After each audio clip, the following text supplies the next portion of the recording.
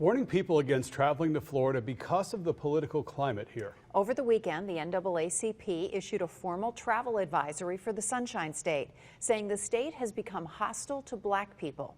Wake News anchor Annette Montgomery joins us in the studio now. And Annette, what is the organization hoping to accomplish with the move?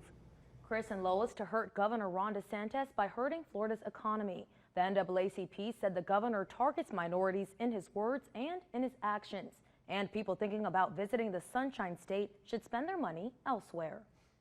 The NAACP wants visitors to Florida to beware, especially visitors who are African American, other people of color, or are part of the LGBTQ+ community. The organization's reasoning? We should not use race or othering as a tool to weaponize against people. And unfortunately, for a large percentage of the Floridians, that's what he has done. The NAACP president and CEO is referring to as Governor Ron DeSantis. The NAACP said the governor has engaged in a war against minorities of all kinds. For example, DeSantis outlawed the spending of state funds for any class that centers on diversity, equity, and inclusion. He banned advanced placement African American studies in high school. He signed a law against employing undocumented workers. And he signed a new law toughening what critics originally called the Don't Say Gay bill. The measure prohibits classroom discussion of sexual orientation or gender identity instruction from pre-K through 8th grade. They are not doing good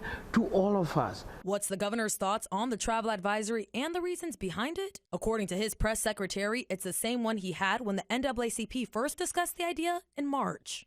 What a joke. Yeah, we'll see how effective that is. It's a pure stunt. But Dr. Peter Denuri, who teaches classes at FGCU centered around diversity, equity, and inclusion, said if the advisory does cause people to decide not to come to Florida, we'll see just how baseless and a joke it is then. This is very serious business. This is not a joke. If signing bills, if those bills are jokes, then get rid of them. It's not a joke anywhere, and let it not be seen otherwise.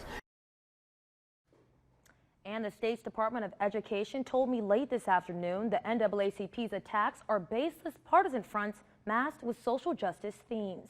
The state says it celebrates the past and present contributions of African Americans and their rich history, and it's fully and accurately taught. Back to you.